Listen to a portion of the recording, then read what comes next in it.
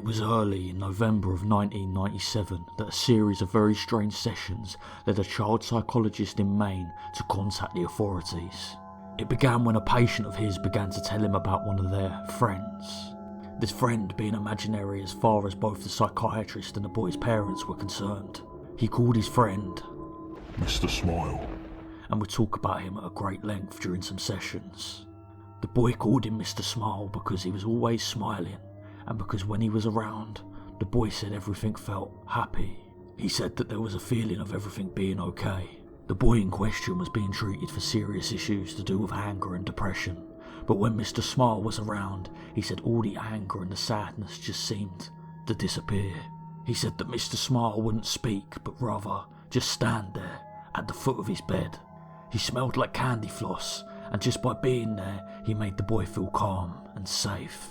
The psychiatrist assumed this imaginary friend was some sort of coping mechanism the boy had developed to deal with the problems at home that had led to his violent temper, and thought nothing much of it, until another patient, a girl of about 9 years old, also began talking about her imaginary friend. Mr. Smile, And then a boy of 7, and then a boy of 12, and then a girl of 11 years of age. All in all, close to 15 separate patients all began to talk to him about Mr. Smile. the first few he had put down to coincidence. After all, many children have imaginary friends, and the name and description of Mr. Smile was just generic enough that it wouldn't concern him too much at first. But as more and more of his patients told him about Mr. Smile, he began to grow concerned. He asked for more details. Every single one of them described him the same way, using the exact same words. Now, there was no way that all of these children could be in contact with each other. 5 of them, for instance, were currently being homeschooled, and according to their parents when he spoke to them, never really left the house, except when it was to accompany them on shopping trips and the like. There was no way every single one of these kids could have rehearsed or prepared their statements together, which led him to a truly deep, disturbing conclusion. He spoke privately of each of the children's parents one at a time. He avoided disclosing too much information, but told them that something troubling had cropped up in multiple sessions with various patients, and that he had believed that there is a chance that their child was at risk. He asked for their permission to discuss the matters with the authorities, and the parents gave their consent, provided they were kept in the loop as to what was going on. And so, over the course of the next week, the police came and talked to the children about their friend. They were asked for details about his appearance, which they couldn't seem to describe apart from the smile, and that he was not like them. Because by this point, the psychiatrist, the parents and the police were all convinced that Mr. Smile was quite real and quite dangerous. The authorities had checked to make sure there were no known predators living in the area, which they had confirmed was not the case. But it was quite clear whoever this Mr. Smile was, he was a real person who had been sneaking into the homes of these children at night. None of the children claimed to know how he got in. They said they would just wake up and he'd be there at the foot of their bed. Sometimes they said he'd be singing something, but not in English. It always sounded like a lullaby, they said, and it made them feel safe. Finally, the children were asked to draw Mr. Smile, as they couldn't put it into words how he looked. Each and every one of the children picked up a red crayon and proceeded to colour in the entire page until it was just a rectangle of red. When asked about this, they insisted that they had drawn Mr. Smile. When asked where his head, arms and legs were, they would just insist that they had drawn those. They claimed that they had drawn a perfect picture of a man at the foot of their bed, and when they were told that they had simply coloured in the page and not drawn anything at all, they became deeply angry, feeling as that they were being accused of lying and insisting that what they had drawn was a picture of the man that they had seen.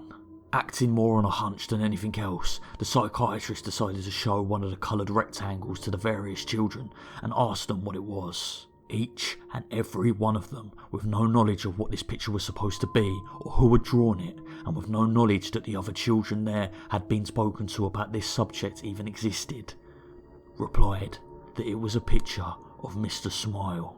Cameras and baby monitors were placed in the children's rooms so that they could be monitored. Many of the parents simply stopped sleeping altogether, staying up all night staring at the screens that displayed where their children slept. At no point did anyone enter or exit the bedrooms. No sounds, except for them snoring or occasionally talking in their sleep, were heard over the baby monitors.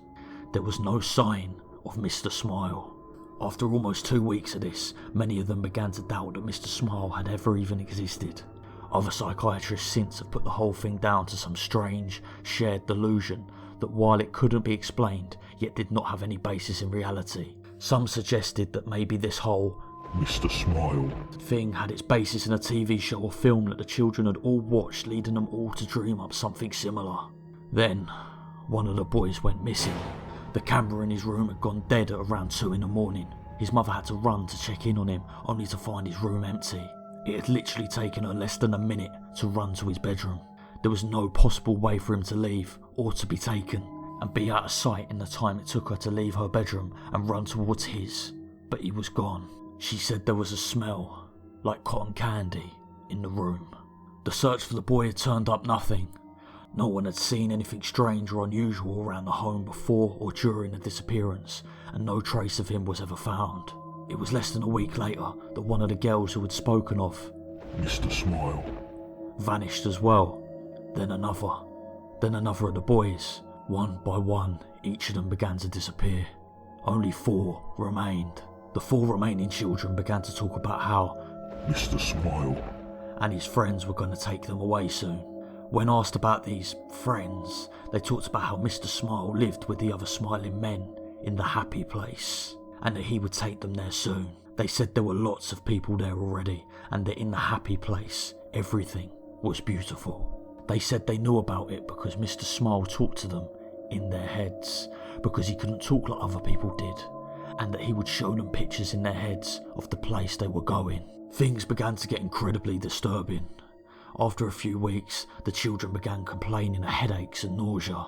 Their schools reported that they had begun suffering hallucinations, and 2 of them started complaining that they didn't like the place that Mr. Smile was showing them anymore. One began screaming for half an hour, acting as if they were having a fit and screaming for the colours to stop, that the colours were horrible and that they needed to go away. One of the children claimed that Mr. Smile was talking to them in their head all the time now and was telling them things. Terrible things. But they couldn't talk about it. They mustn't, because their parents would know about the terrible things too. The psychiatrist asked them to write down what Mr. Smile was saying, promising that he would show it to no one, managing to gain the trust of one of the boys enough that he agreed. The contents of the book are known only to him and the authorities, but whenever anyone involved has been asked about it, they get real quiet, and quickly find an excuse to change the subject. The children stopped sleeping. Footage from the security cameras showed them sitting bolt upright, their eyes unblinking, just staring at the wall without moving or making a sound. Sedatives did nothing. One of the girls began cutting strange circular marks into her skin, while 2 of the boys ceased communication in English altogether. The language they spoke was never identified, and despite numerous people being asked to listen to them, they couldn't translate what they were saying. By the start of 1999, all 4 of the children had vanished into thin air. There was no trace of who took them. Searches have turned up nothing to this day, with no indication of where they are or if they're even dead or alive. No suspects have ever been found either. All 4 of them appear to simply vanish into thin air, much like the others, all of whom also remain missing. Their disappearances unexplained.